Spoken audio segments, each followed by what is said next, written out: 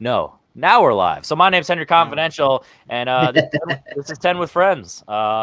So for this one, unfortunately, Madi didn't have the availability to join us, so we only have the three of them. And I decided instead of doing what we did on the first episode, where each panelist has their own list, and then I individually have a master list, and that's the one we talk about in full. Since there's only the three of them and the one of myself, I actually abstain from this, and I'm letting them do their list, and I'll just talk about it as they go. So go one by one. You guys all know everyone that's here. So Richie, what's your number 10 movie released in either January or February of all time?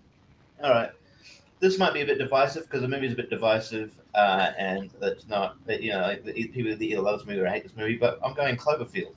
Cloverfield is my number 10. I think this movie is pretty. I didn't like it at first. The kind of the formula was very sort of new at the time.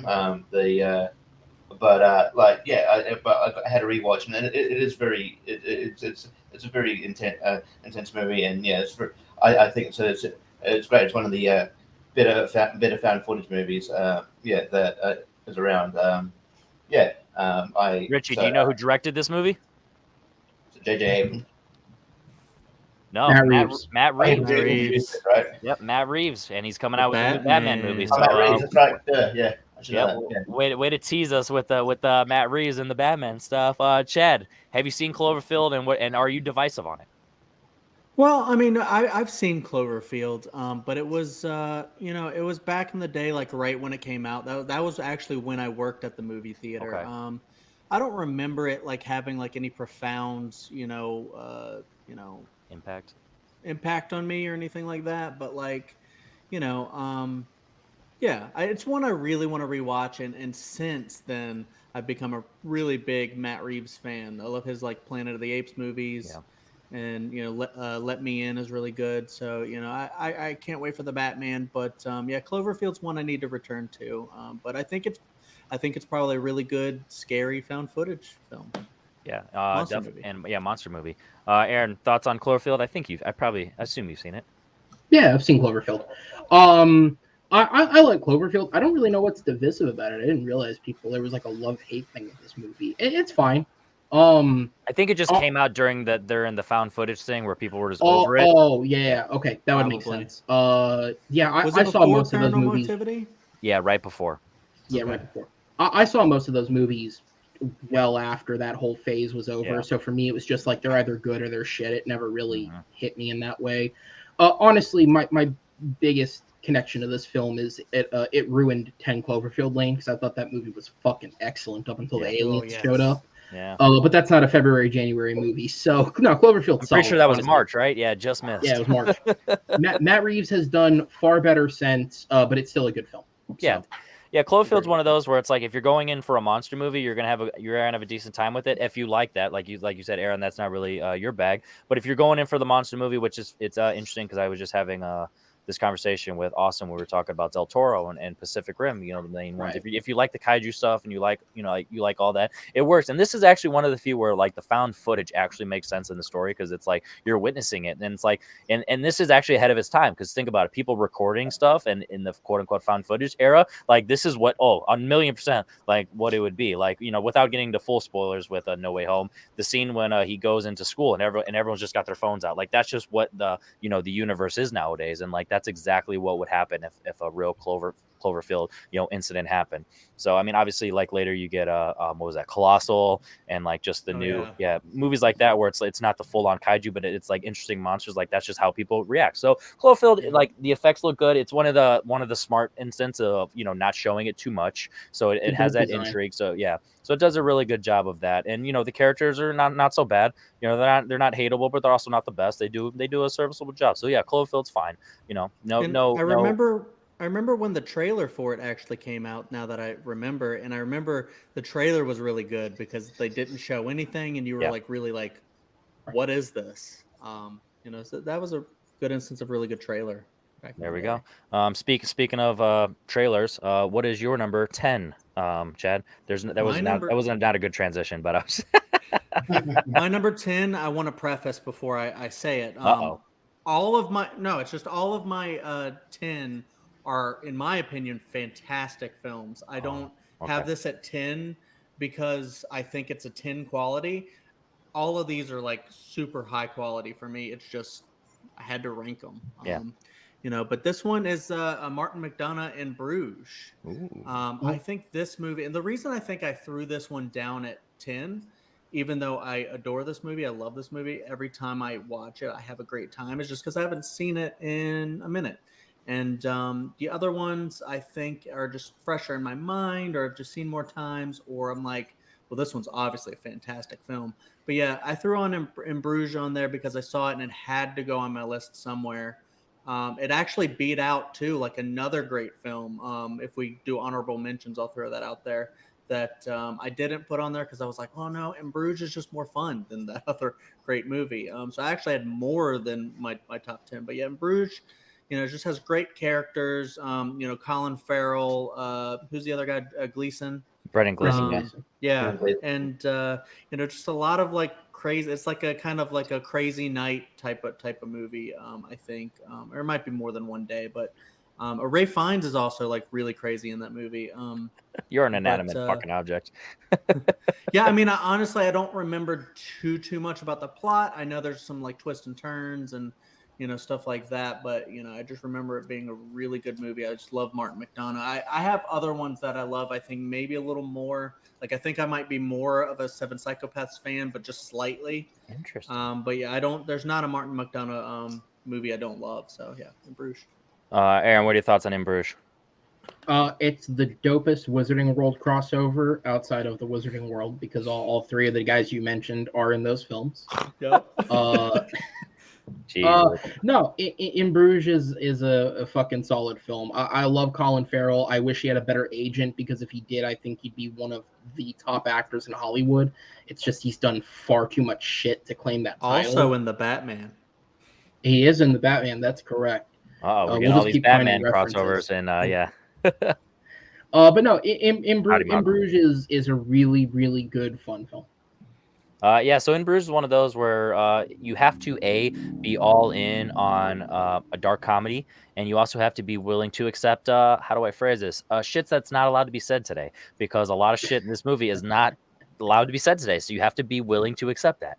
And if you're willing to accept that, you're going to have a blast, because this is a movie about, just give a little reminder to Chad, a hitman, two hitmen do some things that are, whatever, it's part of the plot, so you don't want to spoil too much, but then something happens, they go to In Bruges to have a vacation, and Ray finds their boss, and it's a little back and forth. You got some cocaine, you got some beers, you got some little people, you have a blast, it's a good time. So Martin McDonagh definitely teeters the lines of okay and not okay, and this one does not fall flat on its face, no pun intended. Richie, thoughts on In Bruges? Yeah, I love In Bruges. It's one of the I don't own much physical media these days, but I just still own In Bruges. It's a great movie. I think it got me into for a bit, like dark comedy is one of my sort of favorite sort of subgenres. But yeah, his movies are great, and yeah, like the chemistry between Colin Farrell and Brendan Gleeson's great. But yeah, like I love Martin McDonagh. I think one of his more unheralded movies is The Guard. It's a really good movie. Yeah. So if you check that out, but yeah, I don't have much more to add, but yeah, it's really fun movie, and yeah, I am actually bummed I forgot to put it on my list. Well, at least you got to talk about it. Aaron, what is your number 10? So I'll also start with a caveat to my list, and that is I decided, because they're the only ones that I'd have any real good opinion on, to go with only films that came out in the last 10 years or so. Obviously, I'm a little younger, so I didn't really begin to understand and like watch film regularly until about 2013, which is when I started actually like thinking about and reviewing and rating films. Yeah. So these are the movies now that have sat with me for the last number of years that I have better thoughts on. Like In Bruges, I've seen once, it was fun, but I couldn't think of anything to say really about it. Whereas these, I have more to say. But with that said, number 10 is How to Train Your Dragon: The Hidden World. I think overall this trilogy is up there with like Toy Story for one of the best animation trilogies of all time. Obviously, Toy Story got a fourth one and a spinoff, but you know what I mean. It's up there for one of the best animated franchises of all time. Just type in Dragon 3. It's much quicker. They'll know what they mean. See you trying to type it. In my opinion, it is the weakest of the three, but that's by no means a slight to it, because it's still an excellent film. I think it wraps up the series really, really well, and I think it closes out the arcs for the different characters. It's this trilogy of films overall is just one of the most intriguing animated trilogies I've ever seen. And this one is a really solid wrap up that also does a good job of, like, I feel like it's rare in a third film in a trilogy to see such an expansion of mythology, which was what this film does to its world, and still feel like you've learned enough about it and wrapped it up in time to be a good film. So yeah, a really, really good film. Yeah, How to Train Your Dragon 3 is a combination of Hiccup fully becoming, a man, and, kind of having, his arc kind of come full circle, being king and all that stuff. And then now you have Toothless with his relationship with the White Fury. So the combination of that stuff and the family dynamic of now him and his mom are like, fully there, and you got all that stuff. And then him and Ingrid, I think that's her name, right? Their relationship, and Astrid. I knew it was something German he sounded, but yeah, it's one of it's one of those where at this point it's fully developed, and like there's days back and forth where I honestly do not know which one's my favorite of the three. It's hard to say that any of these are better than the other, because depending on your mood, it checks all the boxes that you want from an animated trilogy, and it's a fantastic one. So I'm happy that we have movies like this. Richie, have you seen this one, and thoughts on it? I have no thoughts on it. I haven't seen it, unfortunately. Well, hey, start with the first one hopefully, and then go to the second and then third. Chad, how about you? Yeah, I actually didn't see this one coming up on when I was doing my research, but I still don't know if I would have put it on my list, and that's just because I think my favorite one would be the second one. I think that's definitely the best one personally. But I think I don't know. But I think, or the first one for me. Yeah. But I think that's kind of like the thing about it, is that like everyone has their favorite of these, but I think it mirrors the original Star Wars trilogy so much, because I think a lot of people might say 2 is the best, but then some people might go, no, OG How to Train Your Dragon is the best.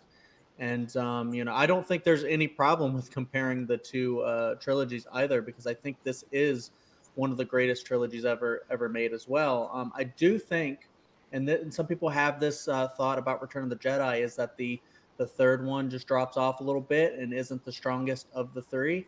And that's kind of how I feel about this film, although I would still put it up as one of the best animated films ever. But I do think it was a little disappointing for me. I've only seen it once in the theater, back when it came out, obviously. And in January, apparently. I just remember thinking that, like, okay, it was just going to like reach like a really high height for me, because I had so much expectations on it. But I'm interested to rewatch the entire trilogy again soon and just see, with my expectations a little lower, because I love the second one so much, how it sits with me now. Because I know that there wasn't like a really like, typical villain and, stuff like that. Yeah. So it just kind of felt, but yeah, I really do like this movie though. And I'm glad Aaron picked it, because it's great to talk about. There you go. And a shout out to Austin in the chat. We hear you, Austin. Tremors, his favorite movie of all time, came out in January. That says a lot about Austin if you don't know him. But also, I saw that, but I didn't put it on my list.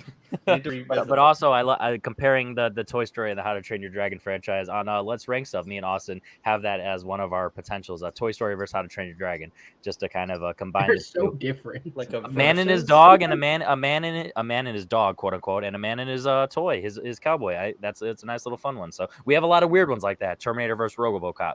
So stay tuned. Richie, what is your next? Toy Story wins hands down. Well, it's individual. It's individual of like where you rank all. Okay. Yeah, so we'll see how it goes. That would be fun. What's your next one, Richie? Yeah, so I feel like for a bit our lists are going to be vastly different, because my number 9 is the Dave Chappelle comedy Half Baked. Were you half baked when you put this list together? No, maybe. But this movie is the right combination of comedy and just dumb, and I love it. It's fucking dumb. It knows it's dumb, and I enjoy the hell out of it. Like you know. Like Jim Brewer was born to play a stoner. He's fucking great, and Harlow Williams is great in this movie. And I just love, and it's a good, great one, great one line. It's like, I got some booty. But then great cameos though as well. Like R.I.P. Bob Saget, who shows up just for one scene. Just throws away. That's the only scene I've seen. Obviously, Snoop Dogg. Stephen Wright is is in it as like he barely says anything. He's just the roommate that's like asleep on the couch the whole movie. Yeah, no, this movie is really fun. It's not going to be on anyone.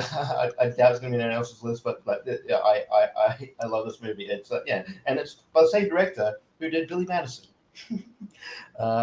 So that may or may not say a lot. Chad, have you seen Half Baked? And if you have, where does it lie, just tier wise in terms of stoner movies? Well, I mean, it's not like I've seen like a ton of stoner movies. I don't like Cheech and Chong or any of that stuff. I love freaking like Dude, Where's My Car? That's one of my favorites. It may or may not be problematic today, but I still love that movie. But yeah, Half Baked, I don't think it's like a great movie or anything, but I think it's really fun. And, I like all the people in it, especially. And it's just a very silly stoner comedy. It's probably better if you're high or something like that. But yeah, Richie, though, threw out something that I was going to bring up, too. It is directed by Tamara Davis, who did Billy Madison. And I just looked this up. Billy Madison was a February release, and that would have been ranked very high on my list if I would have known that, because that's one of my all-time favorite movies. So yeah, Billy Madison, I adore it. At one point for a very long time when I was a kid, that was my favorite movie of all time. Nice. And I adore it so much, but I can't really super talk about that one because we're on Half Baked. But I do love Billy Madison. I wish I would have put that on my list. And I think Tamara Davis is a little bit underrated of a director, but of silly comedies, I mean, what's the world like without silly comedies like Half Baked and Dude, Where's My Car? Sometimes you just gotta have fun. Or How High that I watched for the first time just a couple weeks ago. Aaron, have you seen this movie? No. Yeah, I haven't seen it either. The only scene I have seen is Alex Chappelle, but no. It's Bob Saget. I used to suck dick for crack, so it's just yep. If you've seen his stand up, that fits in. He's not just the Full House dad. Chad, you're number 9. All right, my number 9. Yes. So, well, I don't know. Maybe this might actually be the first overlap, or maybe not. I don't know. It's Black Panther. This movie is, I don't know. This one just came out. It broke records, and then it was like, was it the first superhero movie to be nominated for Best Picture? I think so. I believe so. Yeah. Black Panther. So yeah. I love this movie. Yeah. Does the third act get a little crazy and CG high heavy? Sure, but I think it's outside of that. If you can get past that, this is just a great superhero film. It's a great standalone superhero film, and then it also fits super well into the MCU as well.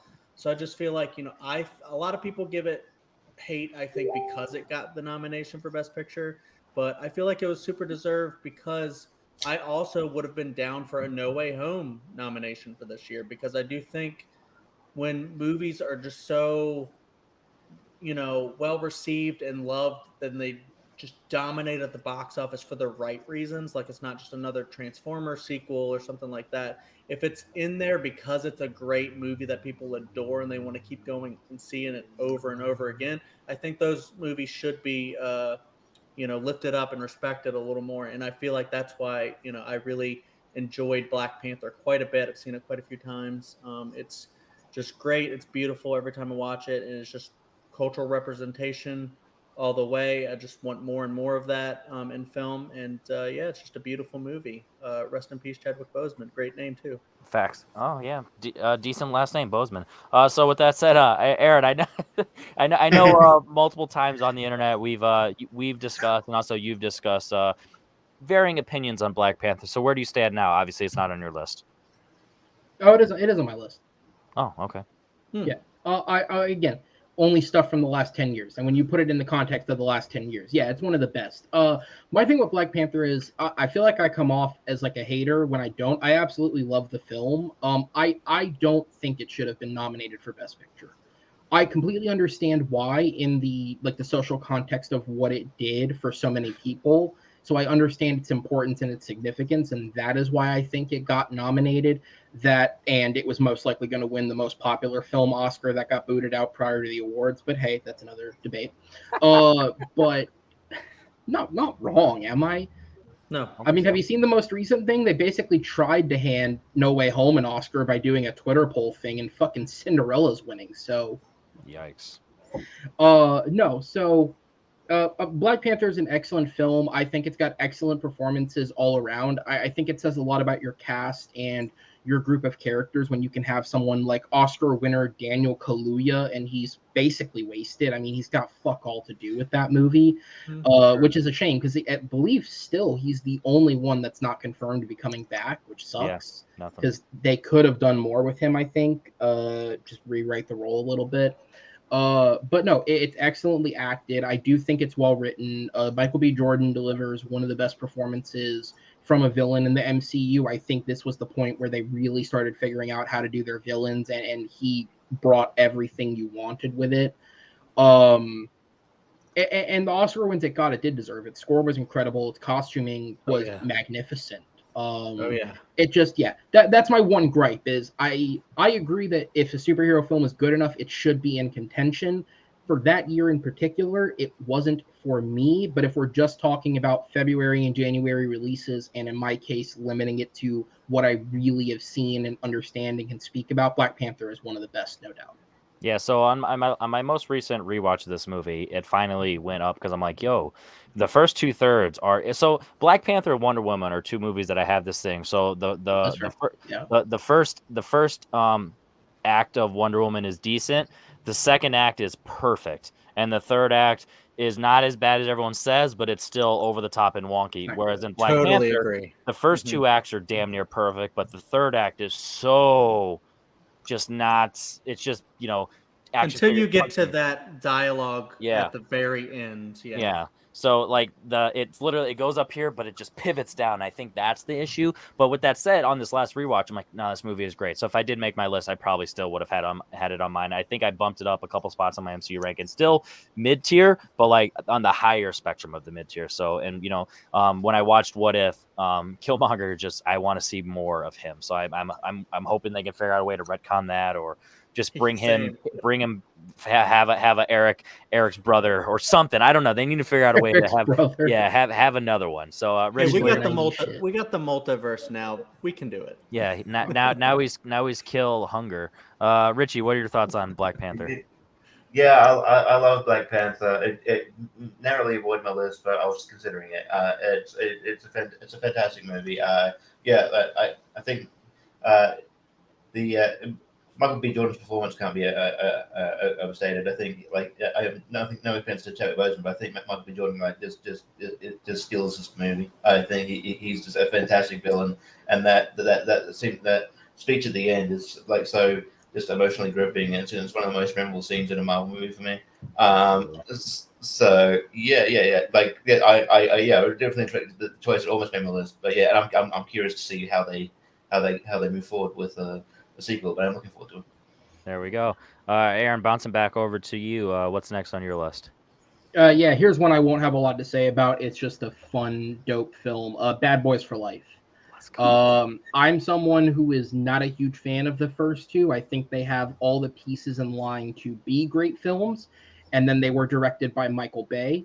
Bad Boys for Life is what happens when you take out Michael Bay and sub in better directors, in this case Adil and Bilal, who are a Belgian directing duo who came literally the fuck out of nowhere to make this movie, and I think they did an excellent job, so much so that this film alone has me excited to see what they're doing, and considering they're attached to Miss Marvel, Batgirl, and if it ever gets made, Beverly Hills Cop 4, I didn't think I'd ever care about a Beverly Hills Cop 4, but if these guys are going to make it, then shit, let's see what happens. Martin Lawrence, after being gone for the better part of 10 years, comes back and absolutely kills it. Will Smith still has that charisma. Joe Pantoliano, surprisingly, really heartfelt in this film. Oh yeah. And yeah, this is just the one for me. Everything down to like even the new people in it, like Vanessa Hudgens and what's like Ludwig and a couple other guys, like all the younger people they brought in, like everything about this movie clicked. And it clicked in a way that for me the originals didn't. Like this is what I wanted those films to be. And also, I mean, it's also a better version of Gemini Man, both of which are Will Smith films in which he has a son or like a younger person's son that he didn't know about. And so, I'll take that as well. Absolutely. Bad Boys for Life is one of those where it's like similar to the Transform movies. Take Michael Bay out, and guess what? The concept and the product is pretty amazing. Bad Boys for Life is to Bad Boys as Bumblebee is to the Transformers movies. You know what I mean? Like Michael Bay is the common denominator of being at the bottom. Yeah, the chemistry between the two is fantastic. This has a lot of heart and emotion that you probably didn't expect going into, especially after hearing it was a January release. You're like, eesh. Do they not have the confidence in it? They're like, nah, maybe we just want to just get it out and, shoot or shoot. Let's hope that there's no competition. Let's make some bank. And I think it did all right. So, yeah, Bad Boys for Life. It was a breath of fresh air. Go ahead. Just because I looked up the film, just because I was curious and I recognized the name on it. To tie it back in, one of the film's co-writers, Peter Craig, co-writer of The Batman, directed by Matt Reeves. Let's go. We didn't skip a beat that long. So yeah, Bad Boys for Life. It's one of those where it's like of the three, Bad Boys 1 sets up the tone of the chemistry. Bad Boys 2 has a lot of highs, but it's way too long. And then this one is just a nice mesh of both. So yeah, Richie, thoughts on Bad Boys 3 Life? Yeah, I didn't watch Bad Boys 5 not that long, all that long ago. Yeah, I caught it on VOD, but yeah, it's has no business being as good as it is. Like because the first one, it's pretty below, but the second one's pretty divisive, I like it. But yeah, the third one, yeah, like it's great, just like like the chemistry's still there. Yeah, but like I think everything just clicks in this movie, and yeah, like I said, John Pantoliano is actually really good, and he in this movie, and for some reason in this movie he really looks like Bill Burr, and it's weird. It creeps me out to a degree. Like if you do it like a side by side, it's weird. Anyway, but yeah, it's this movie's fantastic, and I wasn't excited. I wasn't. I was apprehensive for Bad Boys 3, but now I kind of want to, Bad Boys 4, see what happens there. But yeah, I think Vanessa Hudgens did really well. So yeah, it's a decent January release. There we go. Chad, what are your thoughts on this movie? I mirror everything everybody says, especially what Aaron said, just like saying like, this is what you get when you don't have Michael Bay attached to something. I mean, the same freaking thing happened with Bumblebee. Yep. I mean, there's a pattern here. Take him out of popular franchise, and then the next movie will probably be very good. This one, did not disappoint. This one was, just a really baller movie. I just love all the performances. Exactly, especially Martin Lawrence. I think he was like one of the funniest things in the movie. Yeah. And just like, I love the scene when like, he's like, nah, I'm retired. I'm going home. And then like, so you had Will Smith doing crazy action scene. And then you have him like flapping his robe and stuff like that at home, kicking back in his chair. I just thought the side by side of that was hilarious. And, just him like complaining about like, my wife's going to be so pissed at me and stuff like that. And, it's just like just a really fun movie, a lot of great performances, and it's just so unexpected. And exactly like you guys said, I'm just very excited to see, where this goes next. And, there's some like twists and turns in it and just a lot of emotion in it. And you keep bringing that because I don't care about the first two at all. Like I know in Hot Fuzz, he's like, you ain't seen Bad Boys 2? It's like, I don't really want to see Bad Boys 2. I'd rather see Bad Boys. Bad Boys 2 or Point Break. Which one do you want to watch? This one. No, which one do you want to watch first? All right. So, Richie, what is your next movie? All right. I'm doing another one that really surprised me from a director who's very, hit or miss. But that's The Gentleman. I think this movie is really is fun as hell. Like Guy Ritchie's very like I said, just hit or miss. But I think when he sticks to like the gangster kind of side of things, like he knows what he's doing. And like the whole cast just hits it out of the park. Like Matthew McConaughey is great, but like even people I've never really like rated in movies before, like Charlie Hunnam, he's fucking fantastic. But he's fantastic in this movie. But I think the one that steals it is, I never thought I'd say this, but Hugh Grant is so fucking great in this movie. He's so funny, and he's so funny, and like he's almost unrecognizable. Like this, what it takes you one of those. Oh shit, that's Hugh Grant. Yeah, and then like he sort of reinvented himself from like this, this romantic comedy guy, this sort of bubbling lead in romantic comedies, to like now he's just gonna like it looks like in the next Guy Ritchie movie he's gonna be like this sort of gangster type as well. And I feel like that maybe that's his thing. But yeah, this movie's just everyone on the screen just has great chemistry. And it's a really fun movie. I was not expecting to like it as much as I did. There you go. Chad, did you see this one in theaters, and what are your thoughts on it? I definitely didn't see this in theaters, but I did check it out. I think probably when it went to streaming, or maybe I got it on disc. No, I didn't buy it, so I probably didn't get it on disc unless I rented it from Redbox. But however, we have another name thing here. We have Ritchie and Guy Ritchie. So there you go. However, I didn't super love this movie or anything, but I did have a pretty good time with this. I don't love Guy Ritchie in general. His movies just aren't my cup of tea. But I know a lot of people who do love them, and that's great. However, I do think The Gentleman was one of the better ones. I definitely want to say that I did like Charlie Hunnam in this as well. But yeah, I totally agree with Ritchie that Hugh Grant, and I love Hugh Grant, by the way, but Hugh Grant totally was like unrecognizable, hilarious, stole the show. I will also, I'll be kind of maybe spoiling something with this, but I'll have talk about another great Hugh Grant performance later in the show with one of my other picks. Yeah, obviously. Aaron, thoughts on The Gentleman, knowing that you are not a gentleman? Thank you, Henry. This is my number 3 on my list. This movie was awesome. This movie, to me, in actuality, it's probably not as good as them, but I think this movie hit me the way that I think 20 years ago Lock, Stock, and Snatch would have hit people, because it's very much in that vein. I loved it. I love the mix of cast, how you have people you'd expect to be in a movie like this and people you wouldn't expect to be in a movie like this. This, for me, was the movie that sealed the deal that Henry Golding could be charismatic in fucking anything. Because, like, stick him in rom-coms, good and bad, and sure, he's been fine, but this is such an extreme on the other end. I don't like Last Christmas, so stick him in whatever, but stick him in this, and he's still charismatic as fuck.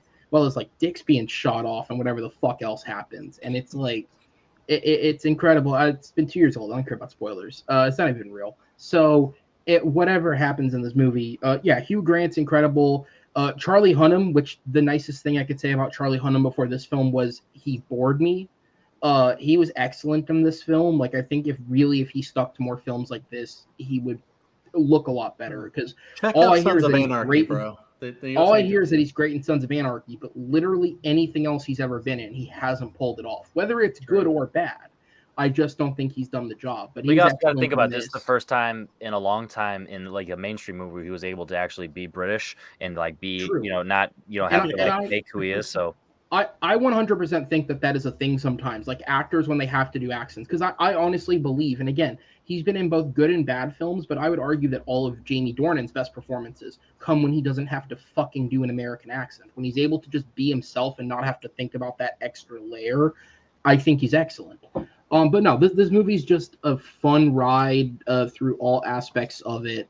And honestly, I'm glad that it's put him, like, after a few years where he kind of staggered, Uncle was good, but it didn't do well. King Arthur was and then he got hung up on Sherlock 3 for a number of years, and then Aladdin was very This put him back into a groove, and I like what we're getting, because the trailers for the stills for his next one look like it's going to be a lot of fun too. So I'm definitely excited. And Wrath of Man wasn't as good, but it's on the same track. Yeah, I thought it was decent. I like that one. Yeah, so the Gentleman for me, it's one of those movies where like, yeah, this is a Henry movie. You know what I mean? Like honestly, I see I it. won't be surprised if like 5 years down the road, like this jumps into my top 100 if I just watch it nonstop because it's just a movie I just have a lot of fun with it because like all the different elements, like everything going on with Matthew McConaughey, like just him being a badass, just to have it. There's the gangster elements, everything with Tom Dagnino when he's in this movie, or no wait, that was Colin Farrell. You know what I mean? Everything going on with that I subplot. love him in Yeah, this. it's just so much fun. And then the scene like with Charlie Hunnam when they're getting the witnesses, when they're getting the phones, and you know all the people, the drug addicts up top and all that stuff. It just shows that I feel like this would be a perfect double feature with the first Kingsman, and then just have the different layers of the crime and the action, and then just the seediness within the London, you know, the London boroughs or like whatever they say. Like that would be a fun time. So yeah, this is one of those movies where it's like, even though like it's not my culture, I vibe with it so much, and it's just a blast. So yeah, The Gentleman is a banger to me. So that one was Chad. So going back over to Aaron. No, that was me. No, I That think it was was me. Richie. That was me. Richie. So, Going back over to Chad. I was trying to remember. Like, damn it, who said it? Oh, it's All right, me now. Yeah, Chad. What's your Yeah, next number one? 8. Number 8. All right. So this one, I had, I think I've still only seen this once, and that's a crime. But I actually own it on Blu-ray. I need to check it out again very soon because it's a blast. It's so fun. Everything about this is fire. It's game night. And you know, I remember, right? I remember when you know, I saw this. I had to throw this on my list. You know, I didn't rank it super highly because you know there's others that I like maybe a little more, but I really need to revisit this because I just love everybody in this movie. Everybody's so funny in this. You got like a Friday Night Lights reunion with Kyle Chandler and Jesse Plemons in this, and I freaking love Jesse Plemons. And it's one of my favorite shows. So you know, it was a big hook for me. I was like, I gotta go check out game night. But it's just a blast. It's just like it's a game night that they plan, but then things get weird because they think everything's part of the game, but shit's going down and it's not part of the game. And so it's really funny, especially when you have Jason Bateman and Rachel McAdams, you know, trying to handle this gun that they think is a fake gun for the game. And then you're like, oh my God, someone's about to die. It's like, how do I hold this? And it's just so much fun stuff in this movie. I love freaking Rachel McAdams, especially in this movie. I think she shines. And it's just a really fun movie. And everyone in the movie is very, very funny. And it's just, you never know where it's going to go. And even on a second watch at some point soon, hopefully, I probably will still forget where it goes and be excited to watch it again. So I love that movie. There you go. Aaron, have you seen this? Did you see it in theaters? And who's your favorite character amongst this cast? I did see it in theaters, and God knows if I remember who my favorite character is. I liked it, but I didn't love it the way I think that a lot of people did. It is funny, and all the actors are funny, but there just wasn't anything. There wasn't anything more to it to me than, okay, this was a funny watch. I've seen it once, maybe a few years down the road. Again, if like a friend is like, hey, let's put this on, and it was like, okay, yeah, that was good the first time, sure. But yeah, it didn't strike me any deeper. Like when I was going through the years, I'm sure at some point it was in consideration because it's a good film, like it was on there, and then better stuff bumped it off. There you go. Yeah, Game Night was a last minute cut in my top 100. It's been, you know, on there many times. It's a movie that I've just seen so many times at this point. Like if there's a chance where I'm like, hey, let's watch a comedy, this is arguably the first one I go to because it doesn't have that, you know, the 2000s gross humor that I am okay with, but most people might not be. So this is more accessible, but also has that nerdy pop culture stuff that I love because as a film lover, it's got quotes. You know, the whole Denzel bit is hilarious, and then when they do the Pulp Fiction thing, yeah.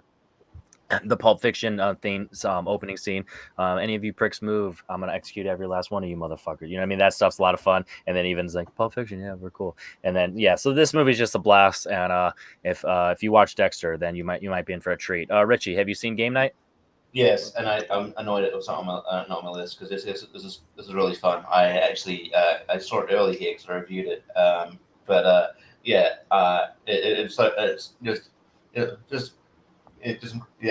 Every cast member is just great in this movie. But like I think Jesse Plemons gives one of his better performances, and that's saying something for him. Yeah, and that's saying something because he's great in everything.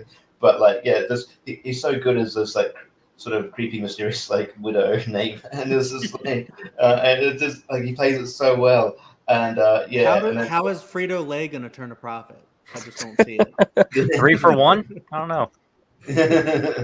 and then like the Denzel bit when they find out it's not actually Denzel. It's so funny. That's so fucking funny. But yeah, isn't it the guy from New Girl? Think so. I'm not sure. Yeah, I think. Yeah. Lamorne Morris. Yeah. Yes. Yeah. It's so great, and yeah, it's just, and then like Rachel McAdams hadn't really done a lot of comedies, but she fits great. She fits great in this. I hope maybe she does like more comedies in the future. But yeah, her and Jason Bateman have great chemistry. But yeah. No, this movie's fantastic. I again, maybe I should have revised my list a bit more. It should be on there. Yeah. There you go. Aaron, what is your next one? My number 8 is something that's either I feel like it's a film that's either not on your guys' lists or it's probably way higher. Get Out. I do think this film is excellent. But this was one of those movies where I saw it a little later than everybody else because, as I've made very public, I don't watch horror films in movie theaters. So I saw this way after everyone else, and it was hyped to that point where it didn't quite live up to how excellent I'd heard this movie was. But with that said, the fact that it's a debut horror film from the Key and Peele guy, who I already have something against because he ruined my name for life. It is an absolutely excellent, breathtaking film. You've embraced it. Look. I have, but I've never had a more positive shock than when I saw the Oscar nominations for 2017 and 2018 and saw Daniel Kaluuya got nominated for this film because it seemed like such an out of left field choice. And then the more you think about it, it's like, fuck yeah, man. And obviously, he went on to win not that many years later, which is awesome. Yep. Yeah, this movie's excellent. I probably have the least to say about it, but I imagine it's either something people forgot or it is higher. But it's still excellent, and I hope, because I wasn't as high on Us, I hope his next one, Nope, is back on that level, and I think it could be. Absolutely. Yeah. So Get Out. I talked about it when I did my top 100. I love this movie. It's once I got you need to love this because of X, Y, and Z reasons instead of just love the movie because it's a banger. Once I got that stretch of like 6 months to a year out of the way, it's been high up there for the last 3 years consistently. So yeah, I love this movie. It's probably going to go up even higher. It's one of my most rewatched movies. Richie, Get Out. Yeah, this was my number 5. This movie is fantastic. I don't really have much more to add than you guys, but yeah, it sort of blew me away, especially for it's probably one of the better first time movies from a director. Like to have that as your first movie, you're telling Hollywood you're not fucking around. That is a great great bird in your cap. And I'm really looking forward to Nope. Even though Us is good, but I'm really looking forward to Nope. But yeah, I could also make Catherine Keener is really good in this movie. I could make an argument that she could have been considered for best supporting, but or Bradley Whitford. But this movie's fantastic. And I think we'll be talking about it for a long time. Absolutely. So, there you go. Chad, what are your thoughts on Get Out? Would you have voted for Obama for a third term? I would have actually. Yeah, I totally would have voted for Obama for a third term. This is actually this is my number 3. There you go. And any day it could maybe scratch up to my number 1. Because it's just, this is just one of the greatest horror films. It totally deserved its Best Picture nom. And in my opinion, and I think this movie was just a surprise. I mean, like Aaron said, with Jordan Peele, being the weird comedy guy that just has like a trope coming from Mad TV to getting his own show on Comedy Central, and then creating one of the greatest horror films ever made. What? Okay. It's just an interesting film where it's just like he took like the years and years and years of horror, but then also like black cinema, and then he made a movie specifically for like, here's a horror movie for you, for his for black people. Yeah. And yet white people also, and like pretty much everyone adores this movie. And it's just like you have it like on like all these different layers and levels, and it's just the movie is also layered. Like you can watch this movie and come up with different things that you didn't even notice before.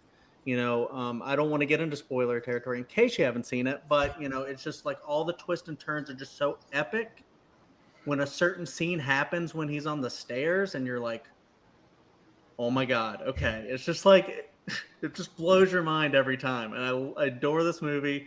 I don't want to keep going on and traveling on, but this is one of the best horror movies ever made. I love it. There you go. Richie, hit us with some more movies like Half Baked. Now, what's your next one? No.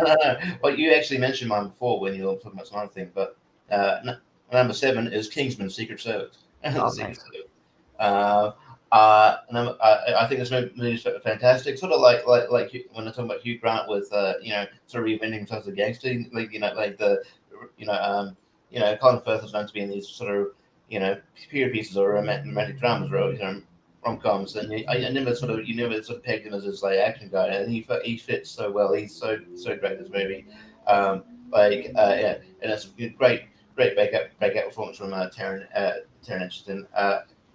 But yeah, like he like the church, that church scene alone is one of my favorite one of my favorite scenes, like in movies for like the past like decade. I think that scene is fantastic. And then I think everything about this works. Studio Patella is fucking great. Samuel Jackson is sort of the comical villain. I just adore. So yeah, then this movie really works. It's a shame the other sequel and prequel kind of didn't for me, but this movie on its own is great. There you go. So Chad, what was your favorite scene from this movie? From Kingsman. Oh, that's actually really good. I mean, the church one actually ranks up pretty high, I think, just because it's so well directed and everything. But like Freebird. Trying to think, Freebird playing, definitely. I also love the scene in like the pub. Yeah. When he's like, manners maketh man, and he's like locking the door with like the cane and shit. Are we gonna talk or are we gonna fight? What is going down right now? This is about to turn. There's a lot of great moments in this film, and it's one of those things where like you're making a top 10, and then you're like, oh, that's another one that would have been really good for a top 10, and so I'm really glad Richie put it on there because it's a really great movie and really fun. And Samuel Jackson's a really weird, kind of funny villain, and with his lisp, it's like that was a choice. So it's it's a fun movie. I love it, and it's kind of made a star out of Taron Egerton, didn't it? So there you go. There you go. It rocket him into stardom. Aaron, what is your thoughts on Kingsman?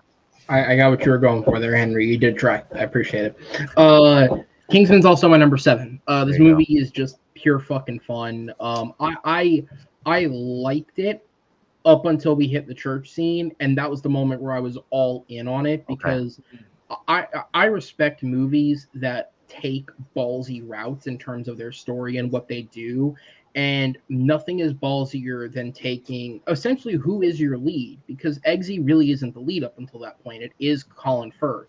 Yeah. And killing him off and midway through the film, handing it off to somebody else is an incredible decision to run with. And it's excellently directed. It's very funnily written. I like that it goes places that, again, you probably wouldn't go in most comedies. It's not afraid to get weird or dark. I mean, it ends on anal sex. Like, what more is there to say? True. And honestly, the biggest disappointment with this film is that its follow-ups have not lived up to it in any sort of way. I don't think either of them are bad. They're just mediocre as hell. So like I said about Gentleman, Kingsman is one of those you just throw on, have a blast. It has a nice ensemble cast, some great action, some humor, some over the top, R-rated stuff that you're not going to see in many places, especially nowadays. So yeah, it's a good time. Kingsman, it doesn't do anything in terms of like setting the bar for like one of the greatest of all times, but it's a great for a list like this, and no questions asked. So Chad, what's your next one? Oh man, it always keeps coming back to me before I even know it. It's such a small panel. Okay, so my number 7 is another badass movie. I think is even better on the action scale. It's John Wick Chapter 3 or 2, not 3, 2. What happened was I went with my a lot of my buddies when I was for my wedding. I was getting fitted for suits. Before that, we went to see John Wick Chapter 2, and we had a blast. And so this is a special movie for me, but also just because it takes everything from the first one, kicks the action up a notch. I love just the continuous, fight with Common that stops and then picks up later. And you just have like so many great moments with that, and just like the train fight with him, and them shooting at each other from different heights, just casually, shooting at each other. It's just like so many great things, like in the catacombs of freaking Italy or wherever he is, going through there, setting up the guns first, and then coming back to it. It's just such a badass movie. Is it as good of a story as the first one? I don't know, but it's just kick ass of a freaking movie. Like, you can't not put this on and just have a great time watching, the amazing action that Keanu Reeves trained so hard to give us.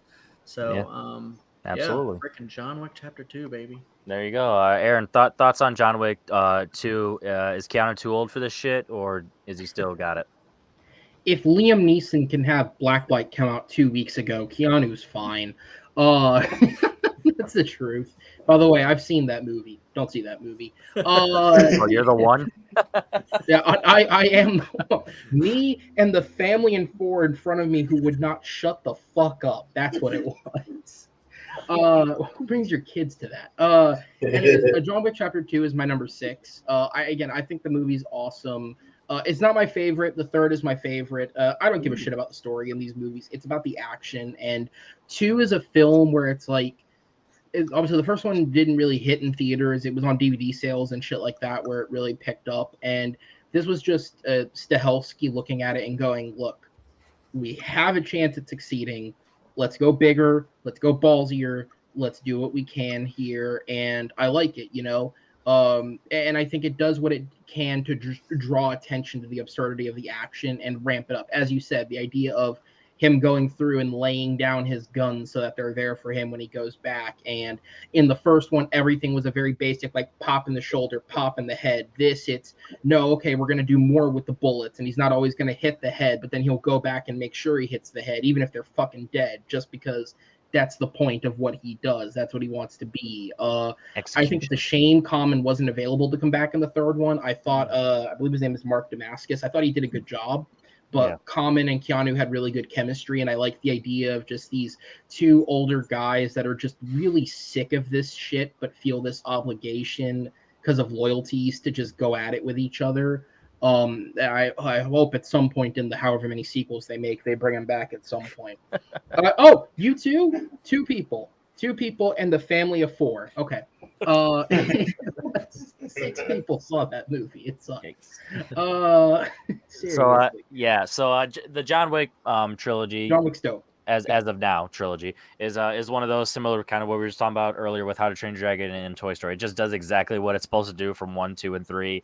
And if you're in on the concept, you're in on all of them. There's no, kind of like what the last 3 Mission Impossibles have been at this point. Like, if you're in on the concept, you are in on the execution because it does exactly what it's supposed to do. So yes, John Wick 2. I wouldn't be judging anyone if they have 1, 2, or 3 as their first, second, and third. Like, regardless of the order, you're if you like one of them, you like them all, and it's not because they're repetitive. It's just it's a continuous story and it's a fun time.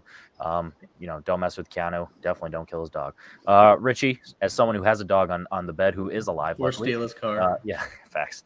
What are your thoughts on John Wick 2, and where does it rank of the 3? Yeah, so it is also narrowly avoided my list, but it's one I like Aaron. I don't expect much from I don't really demand much from a John Wick movie. It's like, if you give me like great action, So I'll be on board, and this does give me great action. Yeah, it's probably the lesser of the three, but it's not taking away anything from two. Two is still a very fun movie. Yeah, the chemistry between him and Colin is really great. It's gonna sound mean, but it's true. It's probably the best Ruby Rose performance because she's a mute. But and I'm saying, and she's a fellow Australian, and I'm still saying anyway. But yeah, this movie's fantastic, and yeah, I usually when like a lot of sequels are planned, I'm like, oh okay, sort of like when the sequels, you're like, okay, like come on, you got to wrap up eventually. I could watch John Wick 20. I just think I don't know if he would live to 20, but yes, I get your point. I would hope he doesn't live to 20. He already fell off a building. They just give the franchise to Liam Neeson. He'll still be kicking and making movies. Steven only likes the first one, so yeah, apparently you can't please everyone. If they kill the dog in the fourth one after not doing it for 2 films, would that bring you back? By the way, another Chad for the win. There we go, Stahelski. Chad Stahelski, yeah. Aaron, what's your next one? So I just want this was just a fun note that I didn't think to bring up. I saw John Wick 2 as a part of the weirdest triple feature I've ever seen. And I saw John Wick Chapter 2 in a nearly empty theater because it was at like the end of its run. Then I went and saw Moonlight right after it won Best Picture. And let me just say, for anyone who's seen Moonlight, you guys know that about halfway through, teenage boys do things to each other. And my theater, which was sold out with old white people, literally half of it cleared out at that point. Same with my theater. Yeah, it was insane. So weird. That movie's so impactful. That's why it brings these things out. And I think John Wick came into your theater and cleared all those people out with headshots. And then I finished watching the gay love affair of Moonlight to go into Comic Book Nerd's gay love affair with Logan on its premiere night. So, oh my god, that's a great triple feature. Yeah, but it's just weird the order that it happened. You went from sandwiched in the middle. You went from headshots to hand jobs to hand claws. But what is your next one? Nice. So my 7 was Kingsman, which got said. My 6 was John Wick. So do I just go to number 5? Go ahead. Yeah, just keep going down the list. All right, number 5 is the Lego Batman movie. This movie's just pure fun. Iron Man sucks. It sounds weird to say, but I think one of the most impressive things about the film is it actually does nail its casting for what it is. Arnett is a very funny Batman in the context of how they're using him. Michael Cera is someone who I believe could have been Robin if this film was made 10 years ago. So using his voice as Robin was a perfect choice. Zach Galifianakis actually makes a great Joker, and I think it's an interesting comedic Joker. I like how the movie basically treats Batman and Joker as like in the closet gay lovers. Like there's a whole deeper level to this than like what we're seeing. And yeah, just top to bottom, the movie is just it's clear that this was made by people who love Batman, and that's clear because before he jumped off to go make Tomorrow War, Chris McKay went from doing this to wanting to do Nightwing, which is like, if you're going to Nightwing, then you clearly have a love of Batman. Yeah. But just there's a love throughout this film, from everything from like the super obvious jokes, like this is like the episode you had in 2016 and 2012 and 2008 and 2005, and just listing out all the Batman movies, to like doing the stuff like when he's standing up on the pole and observing what Barbara Gordon's doing, and she's just like, you're a dude in broad day standing on a pole. I can see you. Like there's nothing secretive about this. Yeah, every level of it. The cameos from all the villains, like bringing Billy Dee back and being the reason Zoe Kravitz is Catwoman. For anyone who didn't know that, she is the voice of Catwoman in this film, and it just, I guess whoever it was, whether it was Reeves or whoever was in charge of that, was just like, I think she could actually do that if we let her play the role instead of just going meow meow over and over again. Meow, meow. Yeah, everything about this film. I mean, Conan as the Riddler is probably the second best choice for Jim Carrey to the Riddler. Just everything about this movie works. Literally the only reason it's not the best in that franchise is because it had to follow the Lego movie.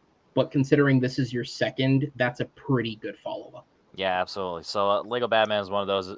If this is a movie for Batman fans, made by Batman fans, and it's just rewatched by Batman fans. This is one of those ones where you love it for a reason. You're here for a reason. You love it. For There you go. Okay, we're on the same page. And if anyone doesn't know who Ray Fiennes voice in Lego Batman, then just go ahead and tell me after 3 people already wrote their answer down. Richie, what are your thoughts on Lego Batman movie? Fuck off, Henry. Yes, I got it wrong. I got it wrong. Hey, but it's Alfred, not Commissioner Gordon. I get it. Anyway, Lego Batman's really fun. And it's coming off like Lego movie, which I didn't, I don't think anyone had any expectations for. You like, well, this is a totally different movie than what I envisioned. I think Will Arnett was born to play some version of Batman. He's just so charismatic. He's so funny. It's a great one-liners. I'm Robin, but my friends call me Dick. Kids can be so cruel. I love that line. It's so funny. It's just a great time. I like all the Lego movies really. Even the Ninjago movie that other people didn't like, I thought had some moments. So, Lego Batman is great. Yeah.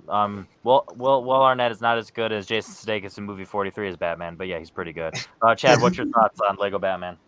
Yeah, I think Lego Batman is an interesting one. I think that's like the better Ready Player One, where it comes after like the Who Framed Roger Rabbit. Like we finally get like another one that's just like, I'm gonna throw all of the stuff in there. I mean, the original Lego movie was like that too, but like this one, I felt like just had a lot of really crazy stuff. I mean, they had like Middle Earth Harry Potter shit in there, and it's just like really fun to see.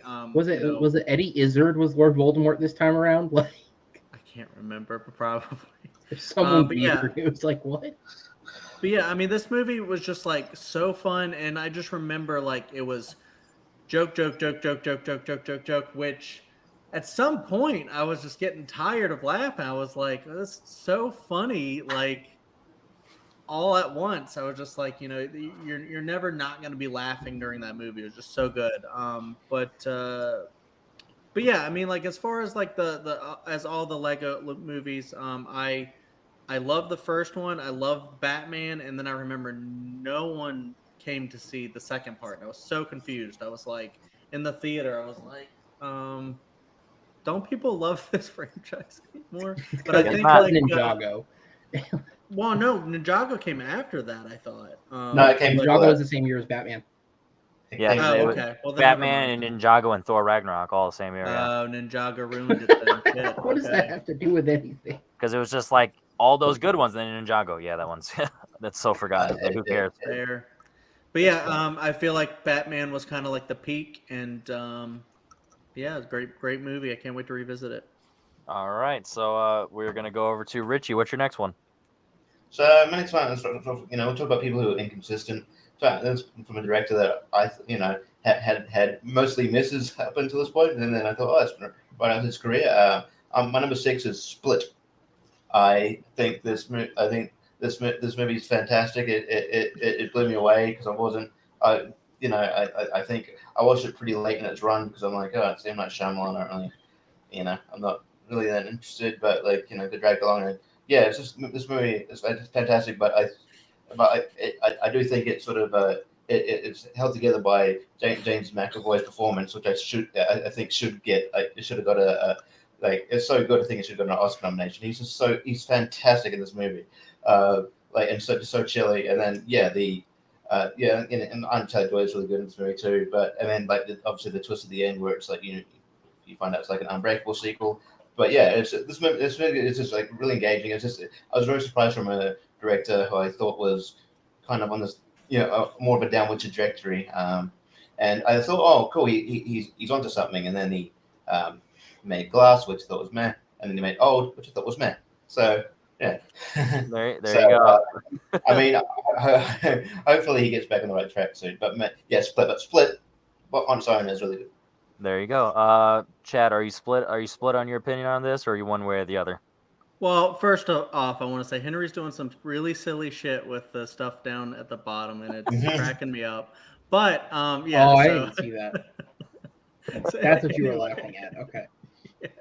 Anyways, yeah, it's interesting because like with M Night Shyamalan, he had some like The Sixth Sense wasn't his first movie, but like No. as soon as that came out, people were like, oh, he's the next Spielberg, he's the greatest, and he came out with that. It was amazing, and then it came out with Signs.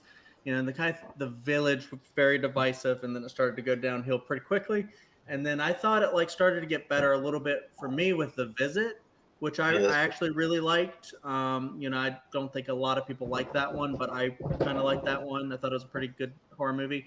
But then Split, yeah, exactly. With what Richie was saying, it's like it seemed kind of like that was the return of M Night Shyamalan, and it's like no, he's back to being amazing now because Split, it's not The Sixth Sense, but it is still a really good movie. I thought I loved all the twists and stuff. The Unbreakable nod at the end, or that it's a part of this trilogy or whatever, was a really cool like whoa, okay. And I just loved. I mix them up sometimes. Is it Anya Taylor-Joy in this one? Yeah. yeah. Okay. Sometimes I think she's Haley Steinfeld for some reason. But anyways, She wishes. No, I'm just kidding. they're both great. But yeah, Anya Taylor-Joy's great in this. James McAvoy is on another freaking level with his dissociative identity and all that stuff, and it's just amazing. Like I freaking love Hedwig. My dad loves Hedwig, quotes him a lot, and That's etc. You want to see my And, window? yeah, right, etc.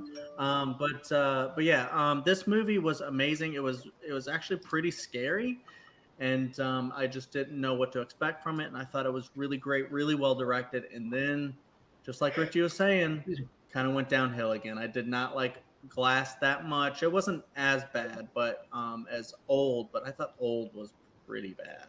Oof. So I don't know if I agree with you hope on it that. gets better. I hope it gets better, but yeah, we'll see.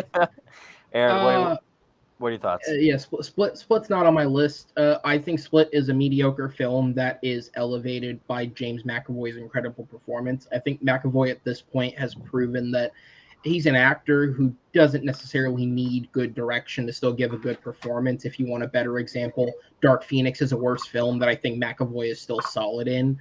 I think for the most part he can rise above bad direction. I think, yeah, I mean, Shyamalan obviously had a couple great ones early on. Then he really got in his own head and went downward.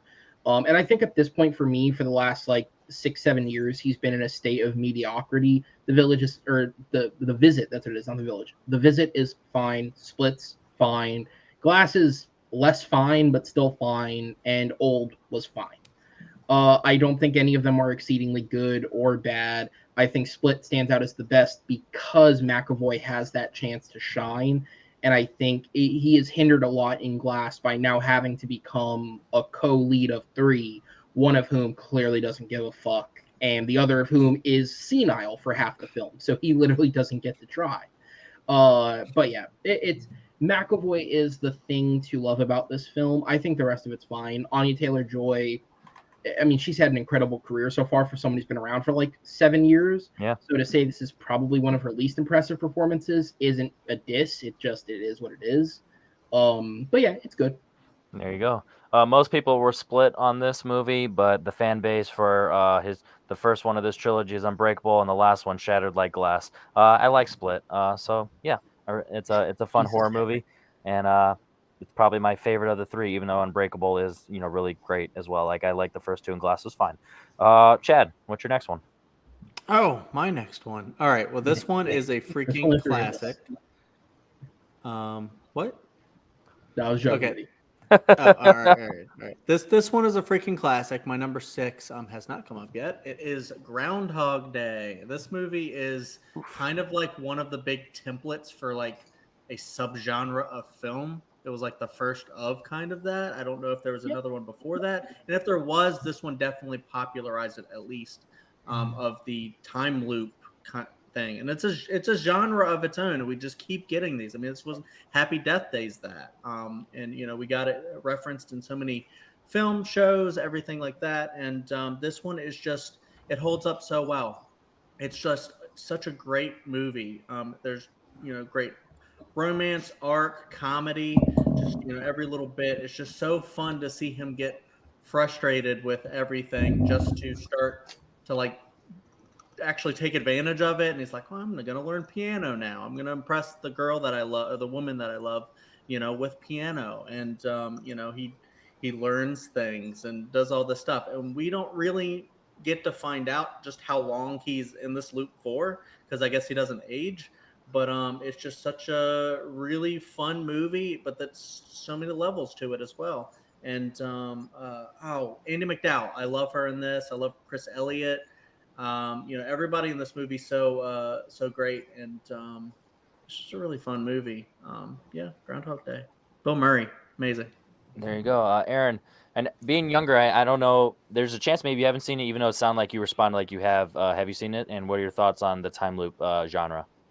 Yeah, no, I've seen Groundhog Day. I think it's an excellent film.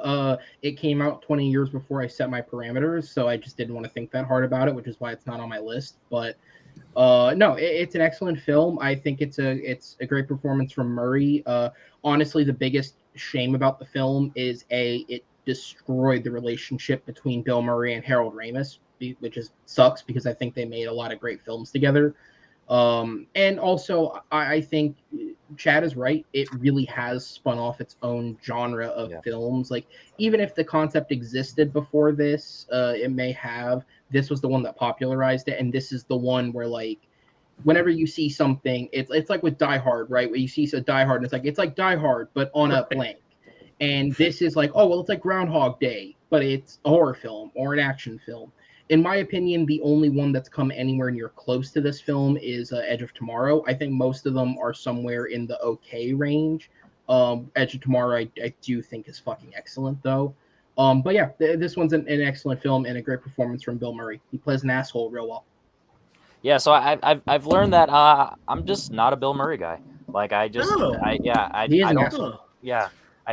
I'm not a big I'm not a Ghostbusters guy. I don't like Caddyshack, even though he's not like the main one, but he's not, he's Are you not a Wes Anderson fan either then? I do, but he's not my favorite part of him. He's always the side, you know what I mean? Like the Zoo is like the only one that's like decent, but like, his character kind of makes sense in that.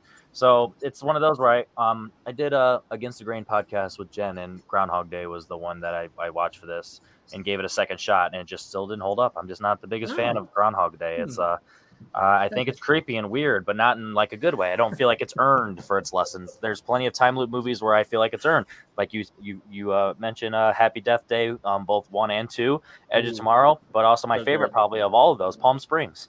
Like that's a movie. Okay, I was wrong. Palm Springs comes close to it as well. Those are movies that I feel like that does this genre well, because it actually earns everything that's doing in terms of like the arc. And I feel like I just don't buy Bill Murray just being better as a person. So this movie that just doesn't hit for me, and it's like I know I'm in the minority, and that's a bummer because it also came out in '93, the year of my birth. So it's one of those where it's like I hate pooping on a movie that came out when I was born, but hey, not my bag. Richie, what would you do? I will say, my bad, just to jump in real quick. I will say this is one of the films where I could understand why not liking an actor would make you not like it, because it really is all Bill Murray. While the other aspects of the film are entertaining, the whole point of the film is none of them have real character progression. Yeah. So if you don't like Murray and you don't buy into him, then you basically flatline on the film. So I get it completely. There you go. Richie, what would you do if you had to, or on a scale of 1 to 10, how mad would you be if you had to relive today? Today, pretty, I don't know. I mean, it'd mean I'd spend like the rest of the alternative just on the stream. So that'd be weird. But, how many times we got to talk about these fucking movies? Not only do I have to live like a Groundhog Day, I've got to talk about Groundhog Day like for fucking in perpetuity for the rest of my anyway. So I don't know. It would get a grading after a while. But this is my number one. To put in participation, this is my number one. I think this movie's fantastic. I think I love the timely genre. I don't know. There's something just like I don't know. I know Bill Murray's an asshole, but I do kind of like that he I don't know. I feel it is it. I feel that he I do like he kind of learns to be a better person throughout the film. But him being an asshole is kind it works at some points where like he always goes past an annoying guy, and then it's so, I don't know, it's so funny, but yeah, I don't know, I love the film. I came to this movie pretty late. I didn't watch it. I pretty much like maybe 5-6 years ago. But yeah, I really enjoy it, and like yeah, I wouldn't say I'm a huge Bill Murray guy either, but I love this movie. But yeah. There you If go. he wasn't such an asshole, it wouldn't be as funny as it is. I think. Yeah, I That's think just me. that, yeah. There you go. And unfortunately for Steven, he would not be happy with this day because he had to work today and he hates his job. So yes, going over to Sorry, that was Steven. we got our first number one. That was Richie's number one. What is your next one? Ron. You've had a lot of comb overs. What is your next one? Crossovers. I'm Mexican. I don't like to say crossover. Keep going. What's your next one? Well, I didn't intend for it to go this way, but number 4 was Black Panther, number 3 was The Gentleman, which means we're going back to Lego World. Number 2 is the Lego Movie. I did not intend for these two to be back to back, but that's what happened. I think the Lego Movie is one of the best animated films of all time. I think it's like, I get why it wasn't nominated for the Oscars because of a technicality, but I still think it's a shame that it wasn't nominated because of a dumb technicality. Everything about this movie works. Chris Pratt, who I don't always love in everything, I think he has his moments, but I think he definitely works here. Morgan Freeman playing like Black God Gandalf basically is, I don't know how else to describe it. He's basically those three things. But he really works. Every aspect of this film, top to bottom, like from the lead characters to like the supporting characters. I mean, Charlie Day being whiny and pitchy and annoying has never worked better. And I like Charlie Day, but that's what he is, and he's never worked better than in this. What character was he? He was Benny. Spaceship guy. Oh, I didn't know that. I didn't realize that. Okay. Yeah, he works well. Nick Offerman as the pirate is another one I think works really well. Again, one of those where like, is that fucking Nick Offerman? Like you wouldn't think it because the voice is so different, but it really works. This movie just Brie is the cat one. I think she's Unikitty. Yeah. Just top to bottom, the cast is excellent. Like I said, the smaller ones. I love a world in which the Jump Street Boys, Tatum and Jonah Hill, get to be Superman and Green Lantern. Like that really works. Everything about this film, this is, I think, to this point, the pinnacle of Lord and Miller's career. And I say that because they didn't technically direct Spider-Verse, but this is the pinnacle of their career. This is what everything they made in terms of the humor, the experience, and animation. Everything was building to this, and it paid off tenfold for them. I think it's a shame that we're not going to get any more of these Lego movies, because even though it did taper off, Ninjago wasn't great, and Lego Movie 2 was good, but not as good as the first one. I still think there was a lot of potential in this. I know Jason Segel was working on one for a while, and that just it got canned before they could ever get anywhere with it. But this movie's incredible. The humor, the story, like the actual emotion and the story, just to keep naming actors, Liam Neeson and Will Ferrell as the bad guys. I mean, the whole good cop, bad cop thing. That is the with best Liam part. Neeson changing his voice, like, oh, hello, and the face literally flipping. Yeah, that's cool. No, it was an excellent use. And that's the other part, is like you're pointing out, like the change of face. The thing that I think this movie nailed that a lot of other, like, we're doing something based on a property doesn't nail, is it knew how to use fucking Legos in its movie. It knew how to take what already existed in Lego and manipulate it to make an excellent film. And exactly things like that, reversible faces and creating the good cop, bad cop. That's an incredible use of something that already exists. The use of like real world objects, like the Craggle being crazy glue with the name scrubbed off. The like the polish of Nail, or the other shit that they come up with, that it's like, how do you think of this? Like, it just on such a level. And then obviously the reveal, I guess, that the whole thing is kids playing on their dad's Lego set, which brings like this real heartfelt punch to it, because I feel like it's not something that I personally can relate to. My dad doesn't own Legos, but just the general understanding of like a kid coming into what their parents love and that connection between the two, and finding the balance of like, loving what you love but bringing your kid in on it. It strikes a real heartfelt emotion that I didn't think this movie would ever reach. I could go on about it all day. It's a fucking excellent film that looks beautiful, is well acted, and I also will say the last compliment I'll give it is I'm somebody who does agree with the consensus of celebrities in animated films isn't necessary, but this is one of the best examples of where I think it really works. They get the best use out of everybody they're paying to bring in. There you go.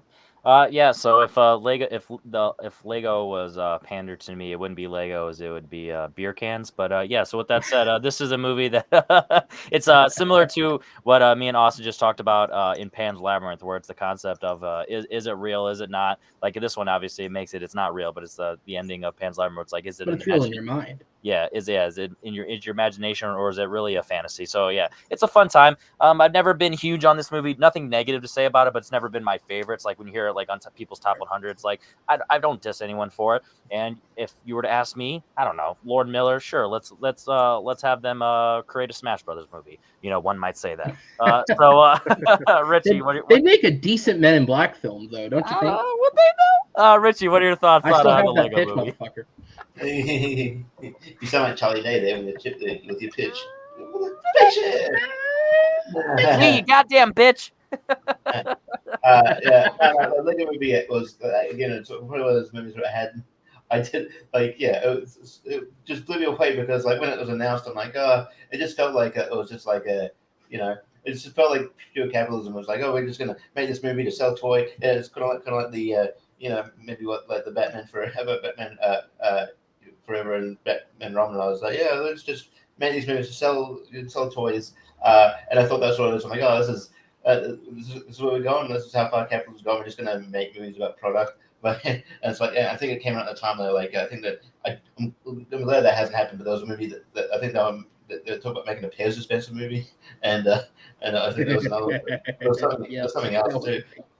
There was something else that came around. I'm like, oh, come on, guys. That's what happens when you watch Half Baked. You make a Pez dispenser movie. Yeah. Did anyone here see the Playmobil movie?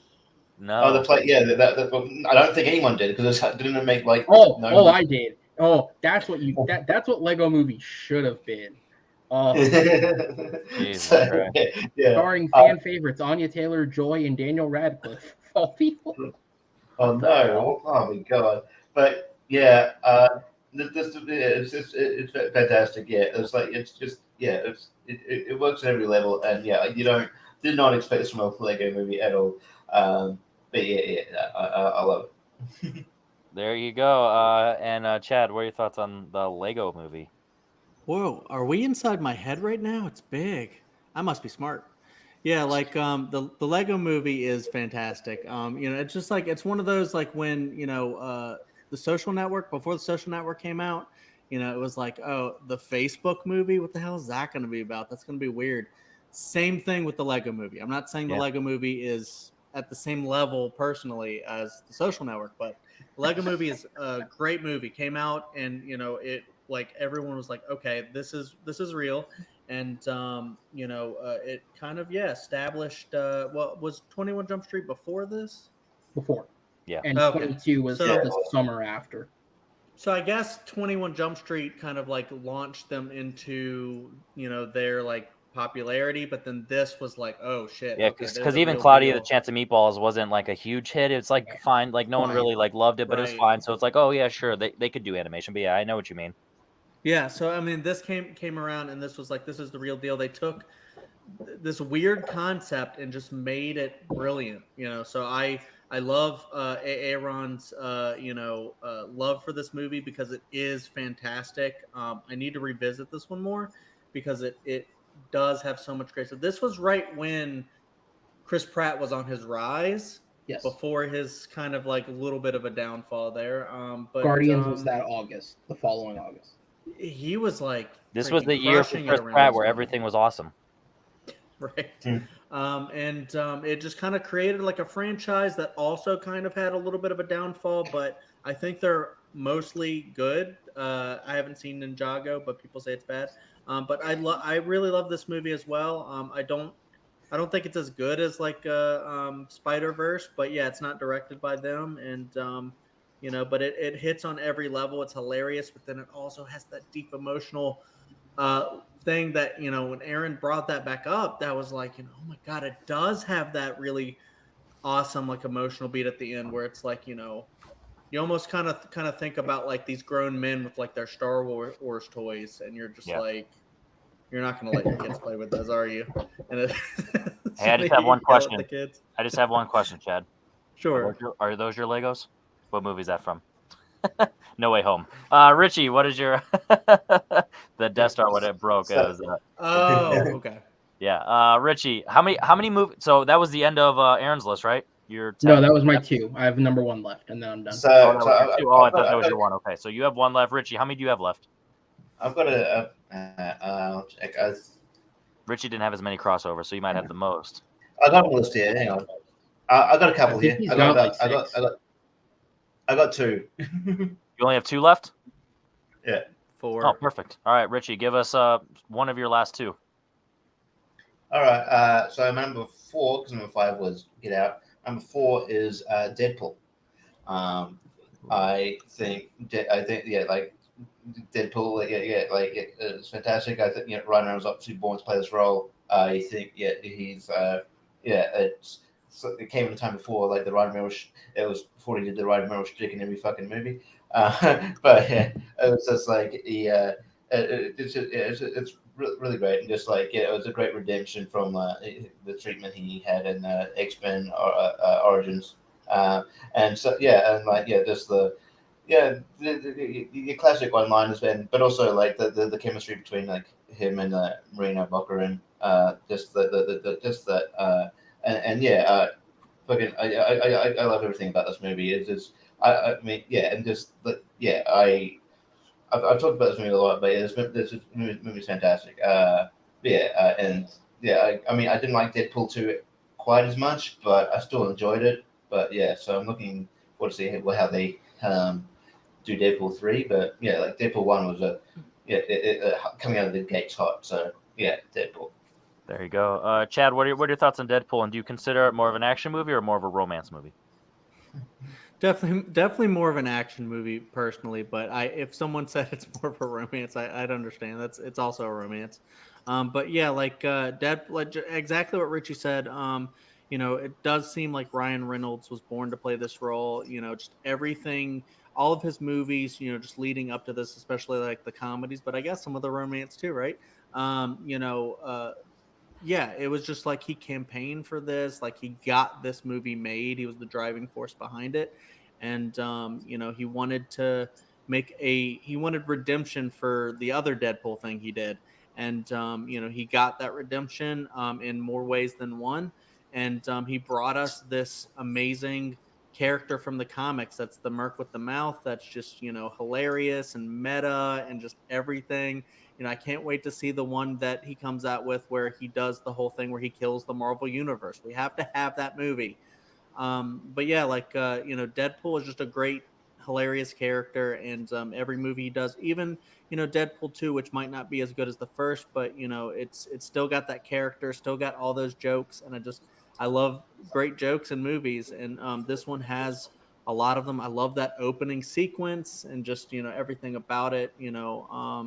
It's just so funny and a great time. And it really kind of brought back the rated R superhero film that, I don't think there was one since Blade until Deadpool. And then, because of that, I guess we got Logan and stuff like that. So, I hope we continue to get edgy stuff like that because it's great. I love Deadpool. Yeah, definitely in the mainstream, at least, movies like Super and Kick-Ass technically, but yeah, definitely in the mainstream. Aaron, what are your thoughts on Deadpool? I mean, what is there else there to say about the highest grossing R-rated film except for Jesus? This movie is it's my number 1. It's just awesome, nice. Top to bottom, and yeah, it's a film where I think you could have made a good version of this and make it like if you just put like some good jokes and made it a decent action comedy, I think there's still a good movie in here. But it's the fact that there is those layers to it, whether it's with the romance or the level of where they let them go with the jokes. I mean, when you check the outtakes of these films, there's just so many different versions. I mean, I know he's persona non grata now, but TJ Miller was excellent in this film. Yeah. And just, I mean, everything from like the scene of him and you look like an avocado fucked an old another avocado, and like topographical map.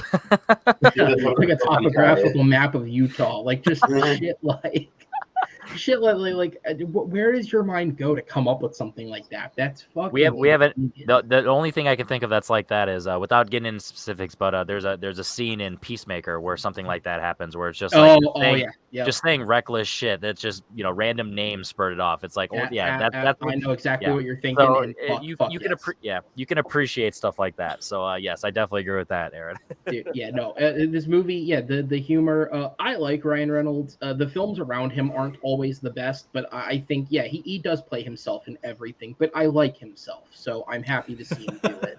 And he works well in this film. The chemistry between him and Morena Baccarin is so good that I imagine Blake Lively never got fucked better when he went home. It's probably how they have a kid. I'm just saying, am I wrong? And happy International Women's Day, everybody.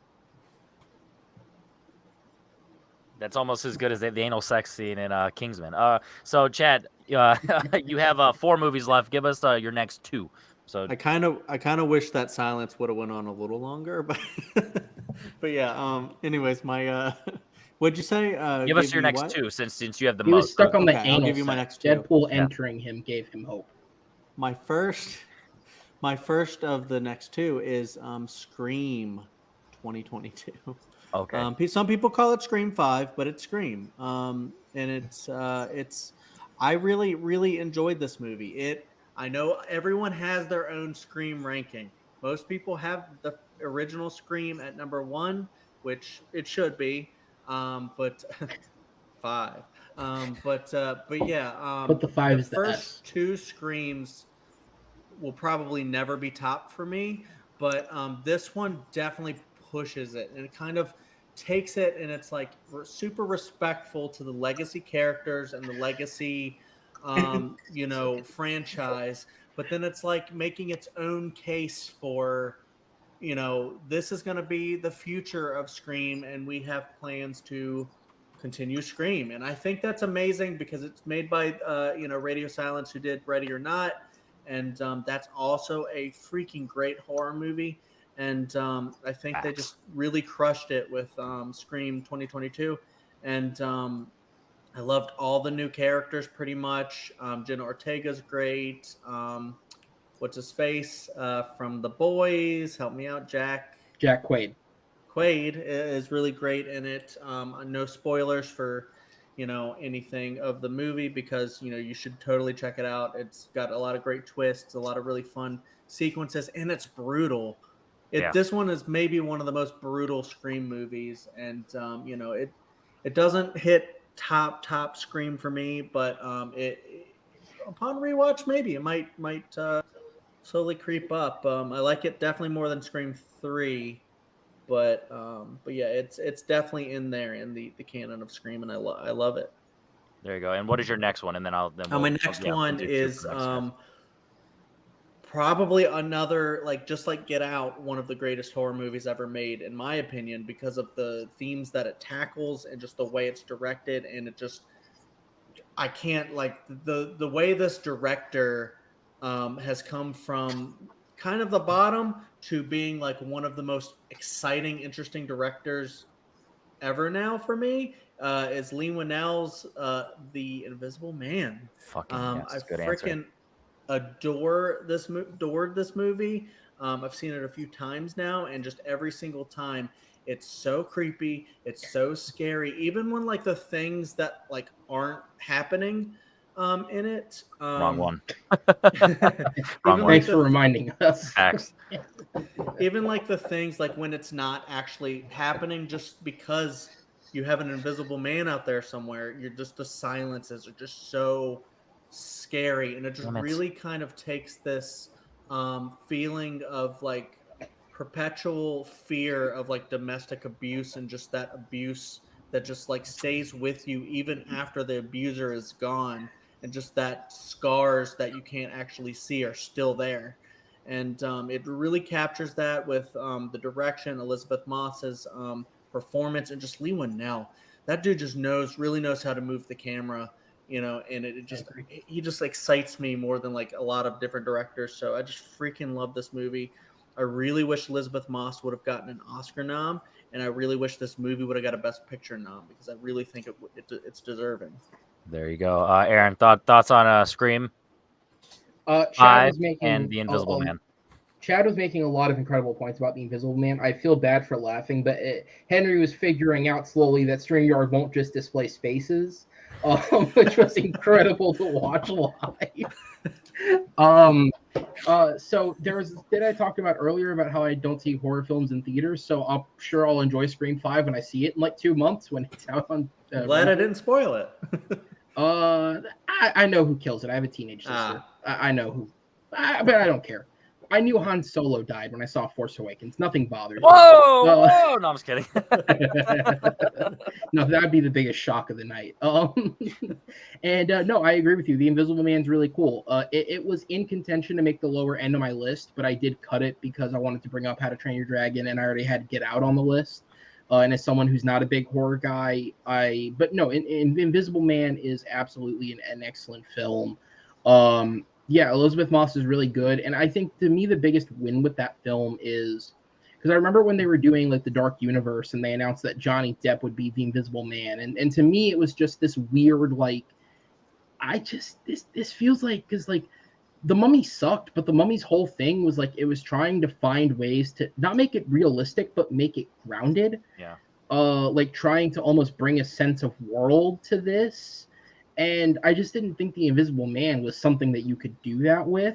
But I love Whannell's approach to it. And obviously, Chad didn't say it, so I won't say it. But when they give away how the invisibility works, it's such a well thought out mechanic of the film. True. And it's on such a way. It went in such a direction. Like, considering the original is like, he drinks a potion and poof. It's not that, and it's an incredible way of going about it in the modern day, and it makes me honestly. This movie made me believe that if The Mummy had been good, I actually think they could have pulled off an Invisible Man in the modern day. But thank God it wasn't related to that, and that the movie survived to become something different rather than just dying in obscurity. Absolutely. So these are 2 of the 3 movies that are almost guaranteed already to be in my top 10 of the 2022s or the 2020s because Scream 5, The Invisible Man, and In the Heights are 3 movies. I'm just like, and now No Way Home now. So 4 already. I'm like, it's going to be hard to take these out of my top 10. Like, this decade's got to go hard because I love these movies. Like The Invisible Man, similar to Game Night, last minute cut just because of the freshness that I was like, all right, I don't know if I can quite put in there, which I ended up putting In the Heights in, but I'd seen it 8 times. So that was the reason where I made that. And then Scream 5 at this point, it's already my number 2 Scream movie. And Scream is a franchise that I love dearly, where all the movies are Scream and Saw are like 2 of my like big horror franchises. And so yeah. Yeah, Saw's great. Yeah. Shut the fuck up. So yeah. The first one is excellent. I agree with you. Reverse bear trap, bitch. It is the best one. So Scream. I forget. 5 Eyes also. And The Invisible Man are 2 amazing picks, and they would have easily been probably my 1 and 2. Obviously, I have to look at the list, but I'm more than likely these would be my 1 and 2. Richie, thoughts on these 2 movies? I was bringing up now. I done goofed. I got 2 left, so we'll see what happens. Yeah. Damn you, Richie! No, I'm just kidding. Anyway, yeah, it's great. I'm glad you sort of know who the killer is, so I can do this joke. Hashtag not all Richies. Put it that way. It's not. Yeah, not all that. Now, with that said, if you haven't seen the film, don't go read the Wikipedia and give it away. Just yeah. But yeah, that's great. Scream 5. Like, I think at the start, like there's at the start where it's like and like it's just at the start. I'm like, oh, I don't know if I like the decision, but then as it kept going, I'm like, no, I'm really liking this movie. Yes, Scream is the first Scream is one of my favorite movies of all time, and yeah, Scream 5 is a worthy Scream movie. To me, it goes it's 1, 2, 5, 3, 4. That's mine's the same, but reverse 3 and 4. Okay. Mine's the same, except reverse 2 and 5 and 3 and 4. I have seen all of them once, I don't have a ranking, but I've at least seen all of them. Yeah, that's it for 5. There you go. All right, so since Chad and Richie both have 2 left, we'll just go ahead and hit Aaron's last one, and then we'll knock out Chad and Richie's, and we'll be out. Which was Deadpool, which is an excellent fucking film. There you go. And we already talked about it. All right, so we're going to stick with you, Richie. What are your final 2? So it's going to shock people that this is so high because it's for most people it was a fine movie, it was a fun movie, but I really love Orange County. I think this movie's fucking fun. I think that Jack Black is just fantastic in this movie, and I maybe unfortunately at that time, and maybe at some point when I'm later, I see a lot of myself in that character. But and I don't know, I just like I think like Colin Hanks never really grabs me in anything, but he's really good in this movie. Joe Cusack, it's one of those movies I can't really explain it. I just go back to it a lot, and yes, so there you go. Richie movie. That's on anyone else's list, but Orange County. And then my last one is number 2. Another great comedy, one of the best SNL SNL sort of comedies all time. Wayne's World. Wayne's World is fantastic. I love Wayne's World. The comedy just works. The chemistry between Dana Carvey and Mike Myers is fantastic. It works so well. And just like I just love the jokes. Every joke hits me. I could watch this and Wayne's World 2, back to back, for a long time. But yeah, so Wayne's World is definitely is deserving of like a top tier on this list. But yeah, it's fantastic. There we go. So I'm definitely curious to see. I'll just start it off. I haven't seen either of them. The Wayne's World's probably one of the biggest blind spots because it gets asked for trivia all the time, and I spoiler alert, missed them all. And Orange County, I've never had a reason to go watch it. So for you, Richie, I'll watch them next year. Chad, have you seen either of them? And next year. I know that was. What are your thoughts on the 2 if you've seen them? The Shitty Beatles, are they any good? They suck. Oh, so it's not just a clever name then. Yeah, of course, I've seen both of these movies. I love both of these movies. I'm so glad Richie picked these because no one talks about Orange County, but it's like kind of a gem. I'm not saying it's a great movie, but there's a lot of fun stuff in this movie. It's got a really good story about a kid that's supposed to get into college, but his transcript got like mixed up, and so he doesn't get into college. So then he has to go on like a road trip to be like complete his case and try to get into college because he wants to be a writer. And that's Colin Hanks, and he's amazing. I love Jack Black in this movie because he's like the kind of deadbeat, drug drunk so Jack Black. brother. So yeah, sure, but he's just so funny in the movie. And I just love the writing. It's just a movie that kind of doesn't get made anymore from the early 2000s when I was like 11. So I have a lot of nostalgia for this movie. But Orange County should have a comeback where people just talk about it all the time. And I feel like it might because I've been hearing about this movie from people. So, I'm just like, people are like trying to bring this movie back, I think. Maybe not. But I love this movie. It's great. And people should revisit it if you can find it. But I don't think it's on Blu-ray. If it was on Netflix at some point, I watched it then. It's great. Catherine O'Hara is also in it. And she's amazing. But yeah, John Lithgow too. Anyways, so Wayne's World. That's another big childhood favorite. Both of the movies are fantastic. Some of the best SNL movies, but just some of the best comedies. Dana Carvey and Mike Myers are on fire in these movies with the comedy. If you're gonna spew into this, and I like to play, and stuff like that. There's just like so many great quotes in the movie. You really got to get on that, Henry, because I think you're gonna have a blast and laugh your ass off at the movie. I'm scared that I'll let people down if I don't like it. That's my only. I don't know if I don't know if a lot of it holds up. Maybe it might not be your type of humor. I'm not actually sure. But I do think it is very, very funny, especially if you do have like kind of nostalgia for it. brought back Bohemian Rhapsody, the song, which has a lot of credit to that because that's a great song. Yeah, it's just some of the best. I would love to see a Wayne's World 3. That would be amazing. I don't know. They did that with Bill and Ted. It didn't quite work out. Very true. Good Aaron, argument. have you seen either of these? I had to look up what Orange County was. I have read its title once when I looked up what Jake Kasdan did before Bad Teacher. So that's my most exposure to it. And I have never seen Wayne's World. Although I will say the conversation Henry and I were having about what we're eating after this in the private chat was enthralling. So I'm happy to see what comes next. All right, so we're gonna finish up for Chad. What is your last two? My last two are, I think, some of the greatest films ever made. That happened to come out in January and February. I can't remember which. Don't ask. Oh. But the first, my number two, The Silence of the Lambs. This movie's a freaking classic. It's got a Criterion release.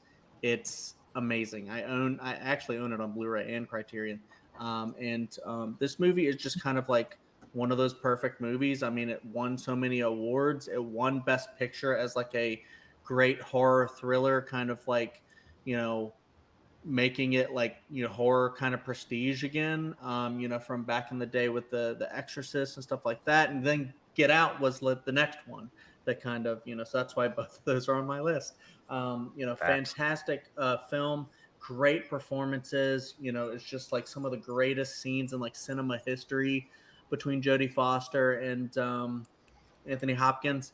And, it's just great. And it's like, and then you get to quote the, help me take this, put this couch in my van, and stuff like that. You can sit there and quote this movie if you want. That's the one you went with. Yeah, it's really you weird. Put the lotion in the basket. And you're putting the van. You're putting the couch in the van. Put this in my van, please. But yeah, this movie is amazing. It's one of the greatest films ever made, and I love it to death. And then the next one might be the best film ever made. I think, like, for a brief second, this dethrones Citizen Kane. It's freaking Paddington 2. This movie is insane because, okay, I know that's Richie, a double feature: Silence of the Lambs and Paddington 2. That's what I'm doing tonight. Watch both of those right away. But right in that order. In that order. Paddington 2, it's weird. It's like a kid's film, but it's also just a great film on its own. Everything about it is just so amazing. It's got everything from the first one, and I mean both films are so amazing. It's got all this like physical comedy, just comedy bits, but it's also got the sweetness, and it's got that great, like, I promise to bring it back, the Hugh Grant performance. Like, this dude just like brings it to another level, and kind of does a little bit better than Nicole Kidman did in the first one. And I just think this is like, if you can watch the first two Paddingtons, well, we're getting the three at some point. If you can watch those two as a double feature, it'll just do so much for your soul, I think. If you believe in that kind of thing. And so I just would really, don't underestimate some kids movies, because they actually, or family movies, because they actually can be some of the best movies you've ever seen. I really think Paddington 2 is that. It does what it needs to do, and then it ends. It doesn't linger. It's just perfect. It's a perfect movie, I think. And it's so beautiful, so sweet. It has the best lows, best highs, and it's perfect. I love it. There you go. Aaron, do you put marmalade on your lambs? I actually don't eat marmalade or lamb, but I mean, people put jelly with lamb, so it might pair nicely. I don't know. Oh, that's my parents. Silence of the Lambs is an excellent film. It is the only horror film, or deemed a horror film, to ever win Best Picture, which says a lot. And I mean, you can argue that the Academy doesn't give horror its due. That's totally fair, but it is the only one to ever win, which says a lot about it. And I mean, Anthony Hopkins with all of like fucking 10 minutes of screen time wins an Oscar. That's everything you need to say. It's hard to believe. And I haven't seen Paddington 2, but Paddington 1 was lovely, so I'm sure Paddington 2 is also very, very good. Knowing your film taste, Paddington 2 is going to be your jam. No pun intended. So I definitely highly recommend it. I actually really like strawberry jam, so pun intended. I'll eat it on a sandwich. That's fine. Strawberry jam is the best. Jam this at the top of your watch list. So yeah, Paddington 2, it's a fun one. I've seen it once. I had a blast. Yeah, I'm not necessarily on the hype similar to like the Lego movie for this. Not because there's anything negative to say. I've only seen it, once. I've only seen Lego movie twice, I think. So it's like, it's just, lack of watching it. Silence of the Lambs, if you watch my top 100, you saw, everything I need to say about this movie. It's high up there. I just rewatched it 2 nights ago just to fall asleep to it because I'm a weirdo.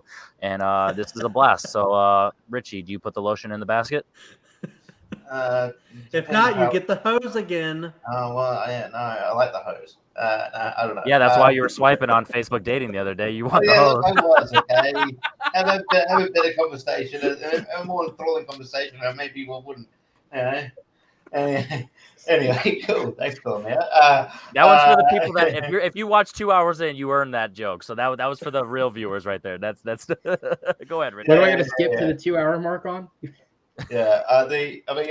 So Silence of the Lambs is fantastic. It's one of the best performances by Anthony Hopkins. It almost made my list, but I don't know. I think maybe just for me personally, I'll go back and rewatch most of those movies more. But like it doesn't have that rewatchability factor for me, but it's still very good. Panther 2 it's just a sweet movie. It's one of the best sequels of all time. It's just one of the, it hits all the right beats. The only negative thing I'll say about Paddington is that marmalade tastes like ass. So Matt, I don't understand how you like it. Bears that in fact like ass. Watch The Revenant.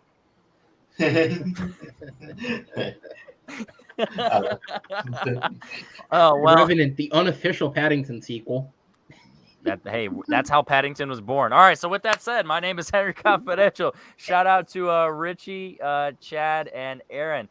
This was more of an impromptu thing. This wasn't necessarily meant to be this long, but hey, we had a blast talking about this. We've definitely earned our appetites, and I'm ready for some Domino's. Aaron's ready for some tacos. Chad, what are you about to eat? Probably nothing. I don't know. Australia, what are you about to eat? I'm not sure. Maybe Subway. There you go. There we go. All right. So with that said, if you made it this far into the video, make sure you like it. Comment below if Richie swipes right or left. Comment below if you think Chad is gonna eat his own shirt, and comment below if you think my Domino's is better than Aaron's tacos. My name's Henry Confidential. I'm hungry as shit and I have to pee. Thank you guys for showing up. And next week, I don't know the topic, gonna come up with stuff. Maybe Mark Wahlberg. I don't know. Have some fun. See you later, guys.